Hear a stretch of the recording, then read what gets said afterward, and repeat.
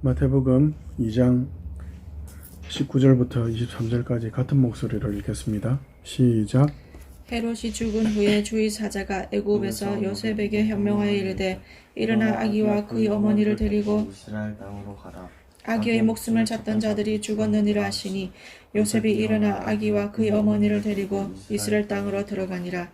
그러나 아켈라오가 그의 아버지 헤롯을 이어 유대의 임금됨을 듣고 거기로 가기를 무서워하더니 꿈에 지시하심을 받아 갈릴리 지방으로 떠나가 나사렛이란 동네에 가서 사니 이는 선지자로 하신 말씀에 나사렛 사람이라 칭하리라 하심을 이루려 함이로라. 아멘. 계속 하나님의 약속의 성취가 예수님을 통해서 이루어지고 있고, 그것이 예수님이 오신다는 약속부터 해서, 그리고 예수님께서 오신 것, 그리고 어떤 호적에, 어떤 가문의 호적에 올라갔다는 그것부터 시작해서, 그리고 태어나시는 그 방법, 처녀, 남자를 경험하지 않은 처녀를 통해 성령으로 잉태하고 출생하게 되는 것, 그리고 베들레헴에 태어나고 그런 일련의 모든 일들이 하나님의 약속의 성취라는 것을 계속 살펴보고 있고, 오늘 본문도 마찬가지로 하나님의 약속의 성취로 예수님의 별명 나사렛 사람, 우리가 예수 믿는 사람이 안디옥에 전도가 되면서 그곳에서 그리스도인이라는 호칭, 별명이 붙은 것처럼 예수님도 나사렛 사람, 나사렛 예수, 나사렛 사람이라는 그 별명을 얻은 것에 대해서 이야기를 하는데, 근데 그 나사렛 사람이라는 별명, 부산 사람, 서울 사람, 여러 가지 표현들이 있잖아요. 요즘은 그런 표현 안 쓰는데, 저 때만 하더라도 어른들이 그런 표현들을 했어요. 서울 사람들 별명은 뒤에 서울 깍쟁이라 표현하고, 부산에서는 주로 문디 같은 것들 이런 표현들을 하고, 그런 표현들을 많이 했었어요. 그런데 예수님께서 나사렛 사람이라고 이렇게 별명을 얻는 이것이 성경을 통해서 선지자가 한 약속의 성취였다, 이걸 이야기합니다. 예수님의 별명 나사렛 사람이라 불리는 이게 하나님의 약속을 성취한 것까지 되느냐, 그걸 이야기하는데, 그에 대해서 우리가 오늘 좀 살펴보고, 나사렛 사람으로 불려진다는 게 뭘 의미하고, 그 속에 하나님의 그 복음과 그 은혜가 어떻게 담겨 있는지 우리가 좀 살펴볼 텐데요. 먼저 23절에 보면 예수님께서 이제 애굽에 가셨다가 돌아오시는데 나사렛으로 돌아오시죠. 나사렛은 마리아와 요셉이 계속 살던 고향이에요. 그러니까 자기들이 평소에 살던 집이 있는 데인데 돌아오세요. 근데 그걸 하나님께서 예언의 성취로 이렇게 이야기하세요. 이런 비슷한 내용은 성경에 사실은 많아요. 특히 제일 대표적인 성경은 시편이죠. 시편은 사실은 개인적인 어떤 신앙의 고백들이 쭉 있는데 그걸 하나님께서 예언으로 사용을 하세요. 그래서 신약의 성취된 여러 예언으로 그걸 하나님께서 사용을 하시는 경우가 있는데, 마찬가지로 나사렛에서 사는 이것을 하나님께서 예언의 성취로 사용을 하시는데, 하나 좀 살펴볼 것은 메시아가, 구원자가 이스라엘의 영원한 주와 그리스도 뿐만 아니라 온 세계의 구원의 주와 왕이 나사렛 사람으로 불려질 거라는 것이 누구를 통해 기록된 예언이냐 적혀 있는데, 23절에 뭐라 되어 있죠? 선지자라고 되어 있죠. 근데 이 번역은 잘못된 번역입니다. 오역입니다. 바르게 번역하려면 선지자들이 돼요. 그러니까 선지자들이 이 내용을 계속 그리스도가 나사렛 사람이라고 불려질 거야 라는 내용을 많은 선지자들이 이야기했다는 거죠. 많은 선지자들이 이야기했다는 것은 뭐죠? 그리고 여기 보면 보통의 지금 우리가 지난주까지 다루었던 구절들은 구약에 구체적으로 인용된 구절이 있죠. 근데 지금 이 23절에는 구체적인 구절은 없어요. 그렇다면 구약 전반에 걸쳐서 계속 흐르고 있다는 거예요. 창세기 3장 15절부터 해서 계속 흐르고 있다는 거예요. 그 복음, 예수께서 나사렛 사람으로 불린다는 그 표현이 3장 창세기부터 해서 계속 흘러서 모든 선지자들이 이미 알고 있어서 상식적으로 늘 계시했던 내용에 구체적으로 드러나 있든지 안 드러나 있든지 결국 그 밑바닥에는 항상 그리스도는 나사렛 사람으로 불려질 거라는 것이 구약 전체에 걸쳐 있다는 것이 이렇게 구체적인 인용 구절을 그렇게 들지 않아도 된다라는 이런 선지자들이라는 요 한 단어에 선지자들이라는 한 단어에 표현이 되어 있는 것, 압축적으로 표현이 되어 있는 겁니다. 그 대표적인 구절을 우리가 좀 살펴볼 텐데요. 이사야서 11장으로 가볼까요? 예수께서 나사렛 사람, 나사렛 사람이라는 표현은 제가 그게 뭘로 의미하는지 간단하게 이야기를 안 했네요. 나사렛 사람이라는 표현은 아까 이야기한 것처럼 쉽게 표현하면 촌놈이란 표현이에요. 촌놈. 나사렛은 저 이스라엘 중에서도 저 위쪽에 북방 쪽에, 그러니까 변두리라는 표현으로도 말이 안 되는, 그렇게 표현하면 되겠다.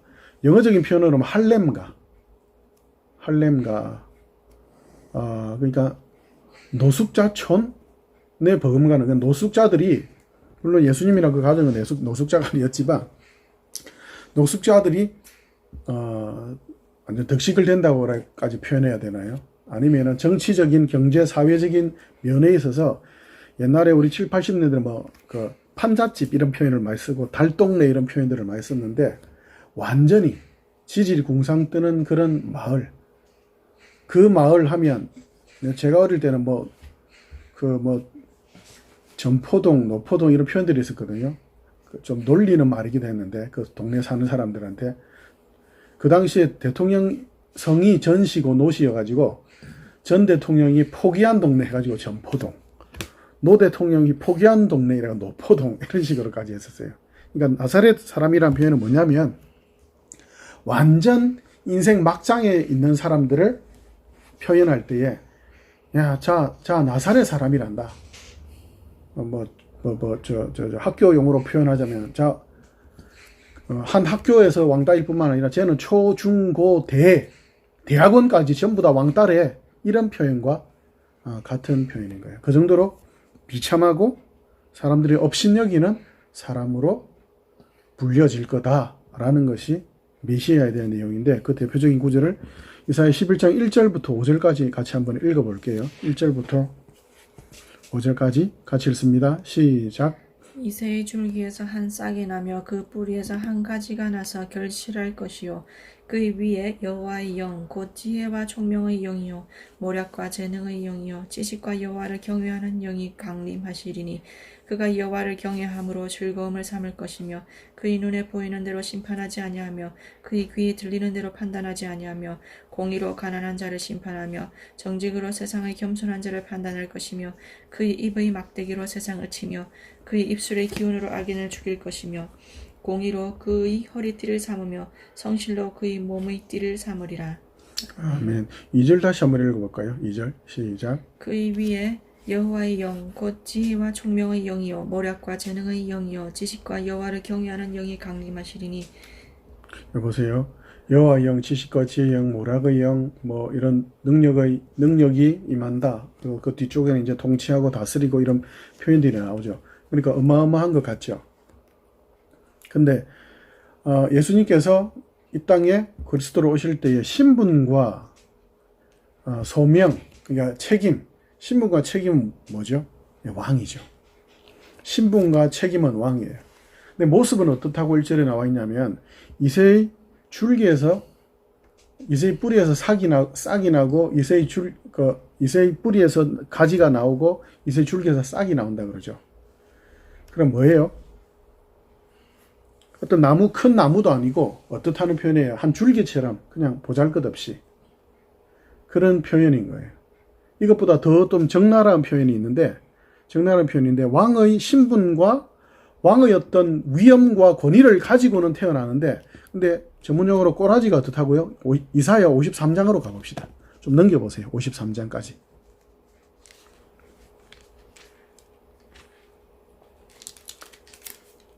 53장 찾았습니까? 자, 1절부터 7절까지 같이 읽을게요. 시작. 우리가 전할 것은 전한 것을 누가 믿었느냐? 우리의 팔이 누구에게 나타나느냐? 그가 주 앞에서 자라나기를 연한 순 같고 마른 땅에서 난 뿌리 같아서 고운 모양도 없고 풍채도 없은즉 우리가 보기에 흠모할 만한 아름다운 것이 없도다. 그는 멸시를 받아 사람들에게 버림받았으며 강고를 많이 겪었으며 질고를 아는 자라. 마치 사람들이 그에게서 얼굴을 가리는 것 같이 멸시를 당하였고 우리도 그를 귀히 여기지 아니하였도다. 그는 실로 우리의 질고를 지고 우리의 슬픔을 당하였거늘 우리는 생각하기를 그는 징벌을 받아 하나님께 맞으며 고난을 당한다 하였노라. 그가 찔림은 우리의 허물 때문이요 그가 상함은 우리의 죄악 때문이라. 그가 징계를 받음으로 우리는 평화를 누리고 그가 채찍에 맞음으로 우리는 나음을 받았도다. 우리는 다 양 같아서 그릇 행하여 각기 제 길로 갔거늘 여호와께서는 우리 모두의 죄악을 그에게 담당시키셨도다. 그가 곤욕을 당하여 괴로울 때에도 그의 입을 열지 아니하였으며 마치 도수장으로 끌려가는 어린 양과 털 깎는 자 앞에서 잠잠한 양같이 그의 입을 열지 아니하였도다. 아멘.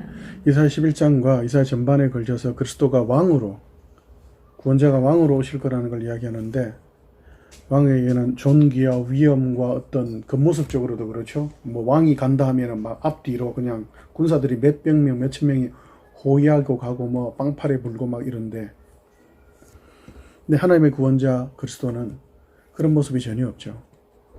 다스리는데 철장으로도 막 다스리고 깨고 부수고 이런 표현들이 많이 나와요, 구약에. 그런데 그건 영적인 의미로 그렇게 나오고 최종적인 예수께서 재림하실 때는 완전 그런 모습이죠. 그러나 예수께서 이 땅에 처음 오시고 구원의 역사를 이루시는 그 시간 동안의 모습은 어떻다고요? 연한 순 같고, 연한 순 같다는 표현은 그냥 손만 딱 갖다 대도, 요즘 유경 사모가 사모님이 식물을 키우니까 이 표현이 어떤 건지 알죠? 연한 순 같다는 표현이. 화분에 식물을 키우는데 이파리 조그만 게 살짝 나와요. 거기에 손을 살짝 갖다 댔는데 어떻게 된다고요?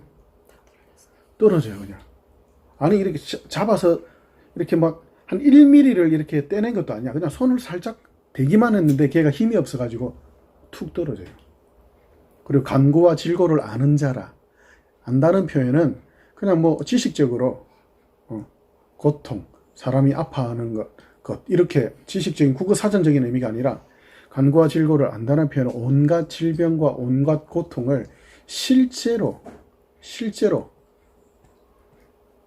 질병에 든 사람처럼, 실제로 암에 걸린 사람처럼 그렇게 발휘하고, 예수님의 삶을 우리가 구약 신약을 통해서도 알죠.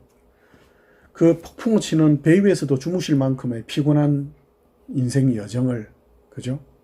그리고 굶기도 너무 자주 하시고, 그죠? 사람들이 끊임없이 몰려오고, 그 뭐 요즘 저 52시간, 주 52시간은 커녕, 그죠? 자는 시간 몇 시간 빼놓고는 거의 사람들에게 시달리고, 제자들의 어리석음과 미련함 속에 또한 아파하시고, 그럼에도 끊임없이 순종해 가시는 그 인생, 그 삶의 여정, 그 모든 형편들 속에서 인간들이 어떻게 해요?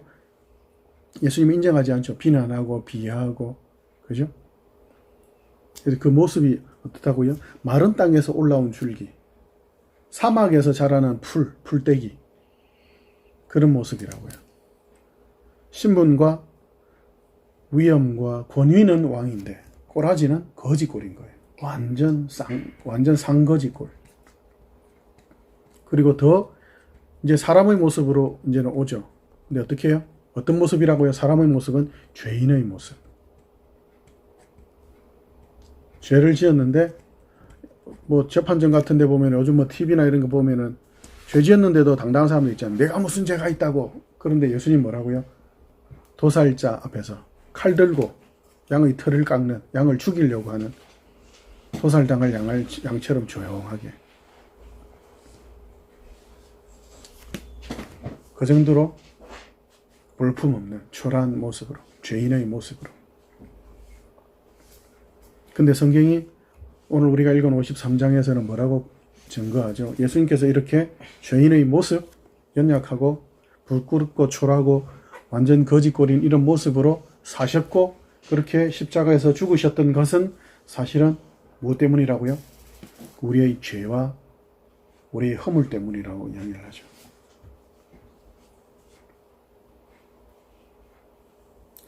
왕의 신분과 책임, 신분과 소명, 그것은 백성을 다스리는 거죠. 통치하는 거죠. 근데 그 백성이 어떻게 해요? 다 죄 허물로 죽어 있죠. 죽어 있죠.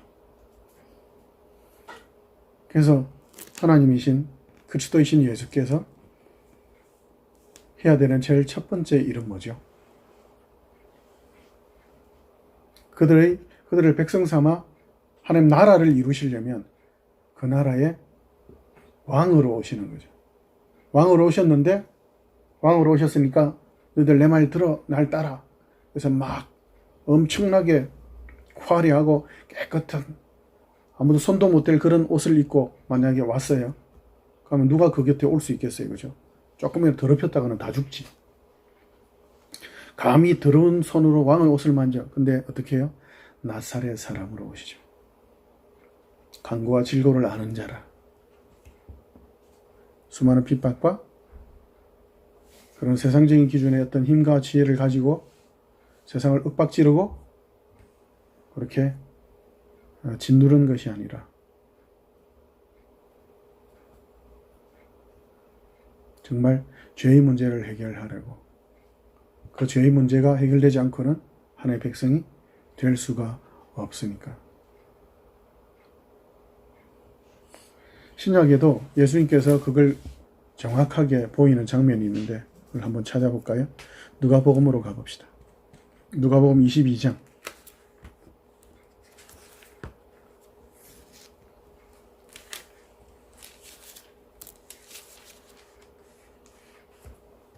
누가복음 22장 24절부터 30절까지 같이 읽을 텐데, 이 내용은 예수님께서 이제 십자가에 죽기 전의 내용이에요. 자, 22장 24절부터 30절 같이 읽습니다. 시작. 또 그들 사이에 그중 누가 크냐 하는 다툼이 난지라. 예수께서 이르시되 이방인의 임금들은 그들을 주관하며 그 집권자들은 은인이라 칭함을 받으나 너희는 그렇지 않을지니 너희 중에 큰 자는 젊은 자와 같고 다스리는 자는 섬기는 자와 같을지니라. 앉아서 먹는 자가 크냐 섬기는 자가 크냐, 앉아서 먹는 자가 아니냐. 그러나 나는 섬기는 자로 너희 중에 있노라. 너희는 나의 모든 시험 중에 항상 나와 함께 한 자들인즉 내 아버지께서 나라를 내게 맡기신 것 같이 나도 너희에게 맡겨 너희로 내 나라에 있어 내 상에서 먹고 마시며 또는 보좌에 앉아 이스라엘 12지파를 다스리게 하려 하노라. 아멘. 제자들이 막 싸우죠. 누가 더 크냐, 누가 더 뭐 영의정, 좌의정, 우의정 뭐 이렇게 따지죠. 그때 예수님께서 내 나라는, 하나님 나라는 그런 세상적인 기준과 질서, 세상에서는 지혜나 힘이 누가 더 지혜롭고 누가 더 능력이 세냐 이걸 다투죠. 그래서 싸우죠. 그래서 이긴 자가 다 얻어가죠. 근데 그게 아니라 하나님 나라는 섬기는 자들의 것이다. 근데 그 뒤에 보면 그러면 섬기는 자로 이렇게 살면은 그 뒤에 보면 나라를 다스릴 것이다. 너희가 한 자리씩 다 차지할 것이다 나오죠. 그러면은 고진감래인가? 좀 섬기다가 좀 고통하고 좀 수고하고 좀 쇠가 빠지게 좀 고생 좀 하면은 그럼 나중에는 이제 뭔가 있겠네. 그런 인간적이고 세속적인 그런 고진감래를 이야기하시는 건가? 그게 절대 아니죠. 지금 예수님께서 이야기하죠. 이 당시에 지금 이 장면은 예수님께서 이제 온갖 기적들과 수많은 오병이어를 비롯해서 바다를 잠잠하게 하고 막 모든 질병, 귀신 돌린 자들도 쫓아내고 귀신도 쫓아내고 뭐 모든 질병에 걸린 자들을 다 고쳐주시죠. 뭐 시각장애인부터 해가지고 죽었던 자들까지도 막 일으키시는 그런 기적. 마침내 이제 그 전에 물론 십자가에 대한 죽음을 이야기함에도 불구하고 제자들은 모르죠. 결국 마지막에 이제 예루살렘을 올라오시는데 그때 막 어린 아이들로부터 어른에 이르기까지 막 자기 옷 펴고 그죠? 뭐 레드 카펫 깔고 자기 옷으로 나귀 새끼를 타고 딱 오시는데 막 그죠? 나무 흔들면서 호산나 주 이름으로 오시는 이여 우리 구세주가 왔다 하면서 막 찬송하죠. 제자들도 막 업이 돼 있죠. 그래서 제자들이 이제 우리가 예루살렘 왕의 성이잖아요. 왕의 도성에 왔으니까 이제 우리 한 자리씩 찾아가겠네. 야 이제 난리 났다. 이제 선거만 나가면 이제 99%다 이제 끝났다. 이러면 이거 있는데 예수님 뭘 하시죠? 하나님의 나라는 섬기는 것이다. 섬기러 왔다라고 이야기하시죠. 근데 그 뒤에는 또 뭐라고 이야기하죠? 너희가 내 나라에서 다 한 자리씩 차지하고 다스릴 거다. 그럼 이 나라에서 다스리고 한 자리 차지한다는 것이 뭘 의미하죠? 왜 이것이 우리에게 보험이 되냐고요. 왜 우리에게 기쁨이 되고. 나사렛 사람으로 예수님께서 불려진다는 것이 왜 우리에게 복음이 되냐고요.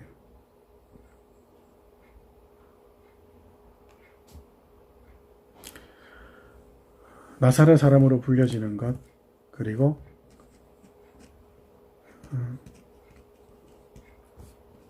우리도 역시 예수 그리스도의 사람으로 그리스도인으로 불려지는 것, 이것이 왜 세상에 은혜를 끼치고 덕을 끼치는 것이 되는가? 요한복음으로 가서 좀 같이 살펴봅시다. 요한복음 17장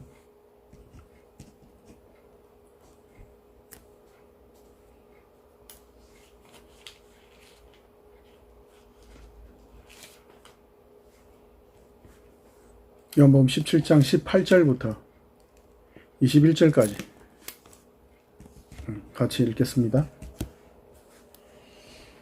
네, 시작. 아버지께서 나를 세상에 보내신 것 같이 나도 그들을 세상에 보내었고 또 그들을 위하여 내가 나를 거룩하게 하오니 이는 그들도 진리로 거룩함을 얻게 하려 함이니이다. 내가 비옵는 것은 이 사람들만 위함이 아니요 또 그들의 말로 말미암아 나를 믿는 사람들도 위함이니 아버지여 아버지께서 내 안에 내가 아버지 안에 있는 것 같이 그들도 다 하나가 되어 우리 안에 있게 하사 세상으로 아버지께서 나를 보내신 것을 믿게 하옵소서. 아멘. 예수님의 기도 내용 중에 쭉 연결되어 있는 것들인데 이제 십자가에 죽으시고 승천하시기 전이죠. 하나님께서 저를 보내신 것처럼 저도 이 사람들이 이제 보냅니다. 그래서 보내서 뭘 한다는 거죠? 이 사람들이 하는 일이 뭐예요? 아버지를 알게 하는 거죠. 아버지께서 나를 보내신 것을 세상으로 믿게 한다. 그 말은 아버지께서 나를 보내셨다는 것을 믿게 한다. 내용이 있어야 될 거 아니에요? 왜 보내셨죠? 예수님을 보내셨다. 아버지를 알리시는 거죠. 아버지가 누군지, 하나님이 누군지, 세상 왕과 세상 기준과 질서, 세상의 법을 따라 사는 사람들의 삶과 예수님을 믿고 하나님 나라의 법과 기준과 질서를 따라 사는 사람들의 삶이 어떻다는 걸 보여야 되는 거죠. 그 핵심이 뭐라고요? 하나님을 드러내는 거죠. 하나님이 어떤 분이라는 것. 하나님이 어떤 분이라는 것. 세상은 힘과 지혜를 어디에 사용하죠? 왜 그 힘과 지혜를 얻으려고 노력하죠? 싸워 이겨서 자기가 원하는 걸 가지려고 하죠. 뭘 가지려고 하죠? 세상이 가지려고 하는 힘과 지혜가 왜 필요하죠? 자기 마음대로 하려고. 부여든 평화든 행복이든 그걸로 뭐죠? 기준이 자기 마음대로 해야만 그게 지혜롭고 그걸 하기 위해서 힘이 필요하니까 돈을 향해서 다들 미쳐가고 있죠. 그래서 이제는 예의도 없죠. 점점 더 예전에는 그래도 명예를 사람들이 돈과 명예, 권력할 때에 명예를 제일 첫 번째로 쳤어요. 그 다음에 권력과 돈은 수단이니까 그래도 어쩔 수 없이 가져야 되니까 그래도 좀 약간 좀 우리가 그걸 갖다가 목표와 그걸 아주 고급한 것까지는 생각하지 않았단 말이에요. 근데 지금은 돈이 1번으로 가 있죠. 돈만 있으면 명예롭고 돈만 있으면 힘도 우리가 마음대로 할 수 있다.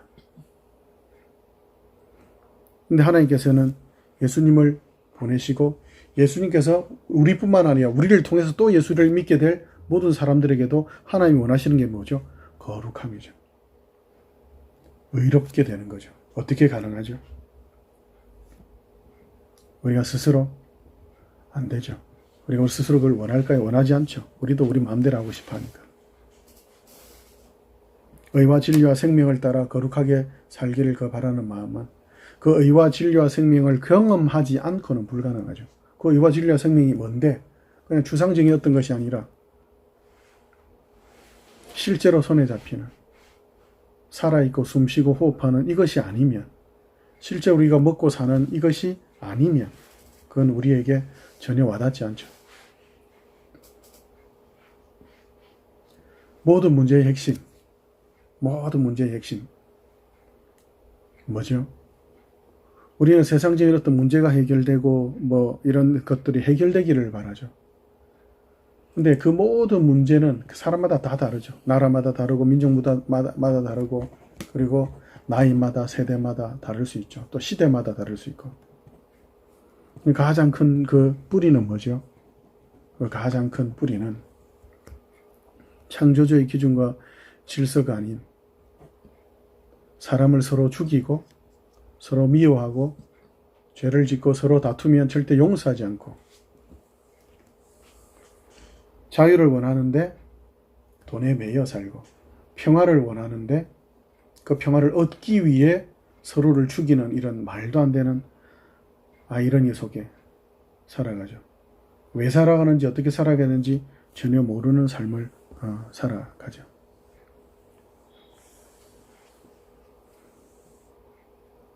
어떻게 우리가 살아가는 삶도 목적도 어떻게 바르게 알 수 있고 살아갈 수 있죠. 아버지를 하나님 아버지 창조주 하나님의 그 계시 그 약속을 드러내지 않고는 불가능하죠. 근데 그 하나님의 약속과 그 계시를 어떻게 알 수 있죠? 보여줘야만 가능하죠. 하나님이 드러내셔야만. 그래서 그 하나님의 계시를 어떻게 드러내셨죠? 예수님을 통해 드러내셨죠. 너희들 회개하고 너희들 이것저것 하고 옷 깨끗이 빨아입고 내게로 와. 이게 아니라 예수님께서 나사렛 사람으로 오셨죠.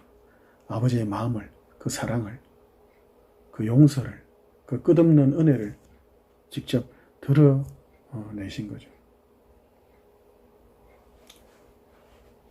드러내신 거죠. 하나님께서 우리에게 허락하시는 그리고 우리에게 원하시는 모습들, 우리에게 원하시는 신분과 우리에게 주신 원하시는 것이 아니고 우리 이미 주신 신분과 예수 그리스도를 통해서 예수 그리스도 연합하나무로 하나 된 우리의 책임과 소명은 뭐죠? 역시 우리도 왕같은 제사장이죠. 그러나 하나님께서 우리에게 원하시는 것은 왕같은 그런 삐까번쩍한 그런 모습이 아니라 하나님께서 예수를 보내셔서 하시고자 했던 그 하나님의 하나님 되신 그 아버지, 하늘 아버지가 누군지 너희들이 구원을 베푸시고 너희들을 불러서 화목하게 하고자 하는 그 하나님이 뭘 원하시는지를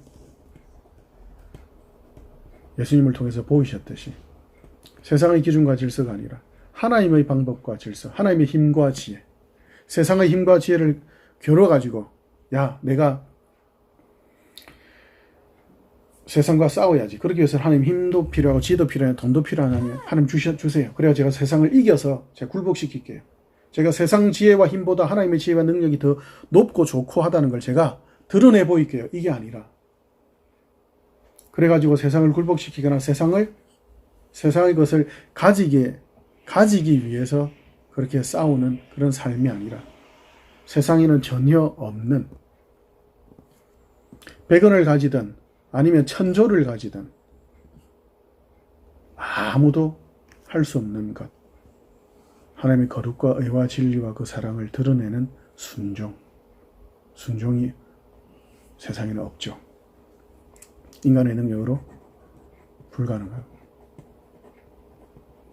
하나님이 바라시는 것은 그거죠. 하나님이 하나님 되심을 드러내는데 너의 힘과 능력으로 그리고 세상을 이겨가지고 하나님께로 끌어와가지고 아버지 계시지? 우리 하나님 위대하시지? 우리 하나님 말 안 들으면 너 다 죽어. 이런 식이 아니라 하나님이 원하시는 것은 하나님의 하나님 되심을 드러내는 것. 그 일을 우리에게 맡기셨죠. 그 일을 우리가 어떻게 할 수 있죠? 지난주에 우리가 살펴봤던 고린도전서 후서로 한번 가볼까요? 고린도후서 5장. 고린도후서 5장 14절부터 17절까지 우리 같이 읽읍시다. 고린도서 5장 14절부터 17절. 네, 같이 읽습니다. 시작. 그리스도의 사랑이 우리를 강권하시는도다. 우리가 생각하건대 한 사람이 모든 사람을 대신하여 죽었은즉 모든 사람이 죽은 것이라.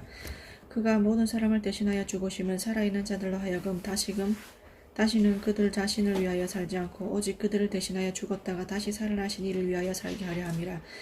그러므로 우리가 이제부터는 어떤 사람도 육신을 따라 알지 아니하노라. 비록 우리가 그리스도도 육신을 따라 알았으나 이제부터는 그같이 알지 아니하노라. 그런즉 누구든지 그리스도 안에 있으면 새로운 피조물이라. 이전 것은 지나갔으니 보라 새 것이 되었도다. 아멘. 예수님께서 죽으심으로 그것을 믿음으로 받아들이는 모든 자들에게 하나님께서 구원을 주셨죠. 그러니까 이제 너희는 너 자신을 위해 살지 말고 예수를 위해 살아. 그러면 우리가 어떤 대가를 보상을 하듯이 그렇게 살아야 된단 말인가? 죽기까지 순종하고 막 순교당하고 막 그래. 그게 아니라 17절에 뭐라고요? 그래서 누구든지 그리스도 안에 있으면 새로운 피조물이라. 이전 것은 지나갔으니 보라 새 것이 되었도다.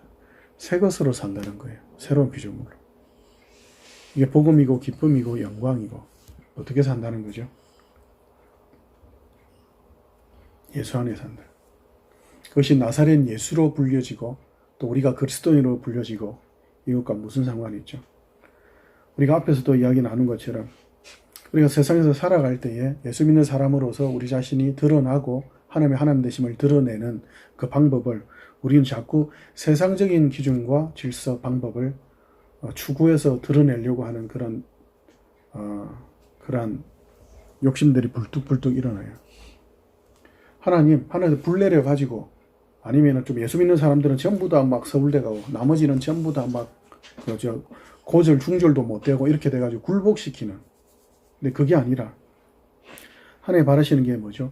아무도 육체대로 우리가 인간들을 알지 않고 이제는 뭐라고? 예수 안에 있기 때문에 새로운 피조물이라고. 그럼 예수 안에 있으니 우리가 새로운 피조물이 됐으니까 으쌰으쌰 가지고 예수 그리스도의 지혜와 능력을 가지고 세상을 이겨서 굴복시키겠다. 이게 아니라고요. 예수 안에 있으면 새로운 피조물이다. 그 말은 뭐죠? 예수가 누구예요? 나사렛 예수잖아요. 나사렛 예수 안에 있으면 그 말은 아까 이야기한 것처럼 인간적인 고진감래를 이야기한 게 아니에요. 우리의 신분을 이야기하는 거예요. 우리의 소명을 이야기하는 거예요. 그러면 왜 나사렛 사람으로 예수님이 오셔야 하는가? 왜 나사렛 예수 안에 있다는 걸 잊어서는 안 되는가?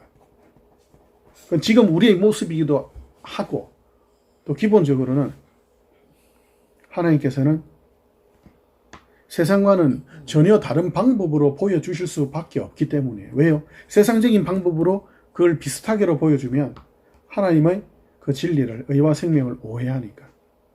너무나 선명하게, 너무나 분명하게 드러내시려고. 왜요? 너무 귀한 복음이니까. 그리고 그 복음을 받을 사람들이 너무 귀한 내 자녀이기 때문에.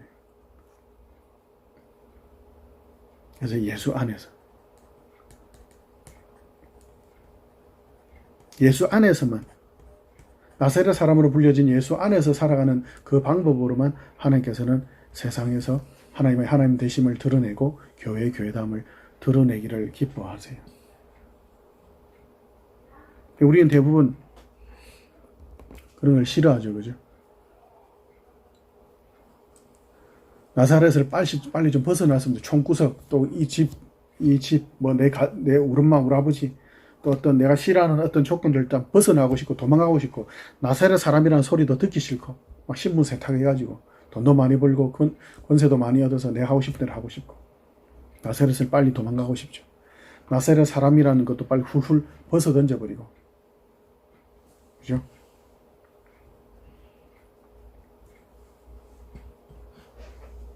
근데 뭐라고요? 우리가 이 세상에 살아있는 동안은 성도로서 하나님의 자녀로 이 땅에 살아있는 동안은 벗어날 수가 없어요. 왜요? 그리스도인이라는 것은 세상 어디를 가든 그 별명은 우리를 떠나지 않을 거니까요.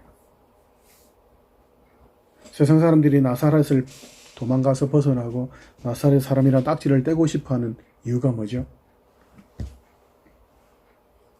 아까 언급했던 것처럼 자기의 마음대로 자기가 하나님 되겠다는. 그러나 우리는 그럴 필요가 없죠. 그리고 그 사람들은 불안하고 초조함 속에서 하나님이 없기 때문에 자기가 자기를 지탱하고 자기가 자기를 보호하고 인도하고 살아야 되는 거죠. 그래서 온갖 지혜와 힘을 구해는 다니는데 참된 지혜와 능력을 찾을 수는 없죠. 우리는 어떻게 해요? 우리는 하루하루 하나님께 의지하면서 그냥 아버지 그 아버지께 기대면서 살아가면 되는 거죠.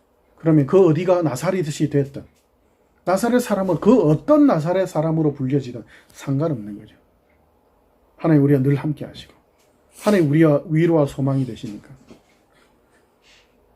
어떤 힘과 지혜가 없다 하더라도 세상적인 그런 인정을 못 받는다 하더라도 하나님께서 우리를 어떻게 인정해 주시는지 그것만 생각하고 그럼 우리는 어떻게 살아도 상관없죠. 왜요? 하나님께서 하시니까요. 우리가 그 위로를 우리 선배인 사도 바울을 통해 한번 확인해 봅시다. 그 앞장으로 가봅시다. 고린도후서 4장 5절부터 우리 11절까지 우리 같이 읽습니다. 4장 5절부터 11절 같이 읽습니다. 시작. 우리는 우리를 전파하는 것이 아니라 오직 그리스도 예수의 주 되신 것과 또 예수를 위하여 우리가 너희의 종된 것을 전파함이라. 어두운 데에 빛이 비치라 말씀하셨던 그 하나님께서 예수 그리스도의 얼굴에 있는 하나님의 영광을 아는 빛을 우리 마음에 비추셨느니라. 우리가 이 보배를 질그릇에 가졌으니 이는 심히 큰 능력은 하나님께 있고 우리에게 있지 아니함을 알게 하려 함이라. 우리가 사방으로 오겨쌈을 당하여도 쌓이지 아니하며 답답한 일을 당하여도 낙심하지 아니하며 박해를 받아도 버림받지 아니하며 거꾸러뜨림을 당하여도 망하지 아니하고 우리가 항상 예수의 죽음을 몸에 짊어짐은 예수의 생명이 또한 우리 몸에 나타나게 하려 함이라. 우리 살아있는 자가 항상 예수를 위하여 죽음에 넘겨짐은 예수의 생명이 또한 우리 죽을 육체에 나타나게 하려 함이라. 아멘. 아멘. 우린 질그릇 같아서 내용물이 아니죠. 보석, 영생, 의와 진리, 생명. 우리에게는 의나 진리와 생명이 없죠. 예수 안에만 있죠. 그래서 우리는 설사 우리의 몸이 죽임을 당한다 하더라도 상관이 없다는 거예요. 왜요? 우리는 영생과 연결이 되어 있는 예수 안에 있는 사람들이기 때문에. 물론 세상은 그걸 인정하지 않죠. 그러나 우리의 소망은 세상의 기준과 질서에 있지 않죠. 어떤 나사렛에 살아도 어떤 나사렛 사람으로 불려진다 하더라도 상관없는 이유는 하나님이신 창조주이신 예수님께서 십자가에서 엘리 라마 사박다니 하나님 어찌해서 나를 버리셨습니까? 라고. 그러나 그 하나님께 순종으로 십자가를 지신 그것을 통해 하나님의 하나님 되심을 드러내고 그리고 영광스러운 보좌 우편에 앉으신 것처럼 우리도 예수께서 다시 오실 때까지 우리의 영광은 세상에는 온전히 드러나지 않죠. 세상은 끊임없이 무시하겠죠. 그러나 우리의 약속과 우리에게 주어진 약속과 영광과 우리의 왕 같은 제사장이란 신분은 변함이 없죠. 왜 하나님이 작정하시고 결정하셨습니까?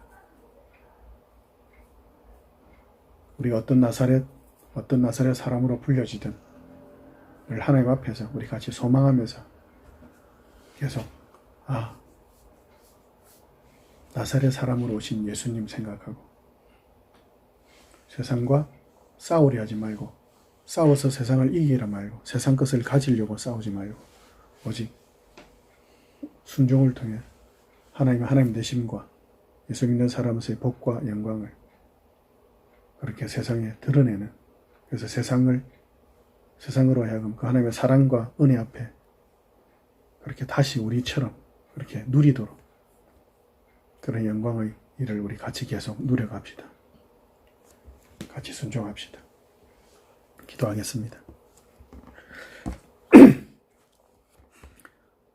하나님, 가능한 빨리 나사렛을 떠나고 싶고 최대한 빨리 나사렛 사람이란 딱지를 벗어 던지고 싶은 그렇게 빨리 좀 내 문제도 내 삶도 좀 삐까번쩍하게 뭔가 좀 환하게 변화되었으면 좋겠다는 그런 이런저런 인간적인 생각들이 많이 듭니다. 내 고통은 내 인생의 문제는 언제쯤 해결되나.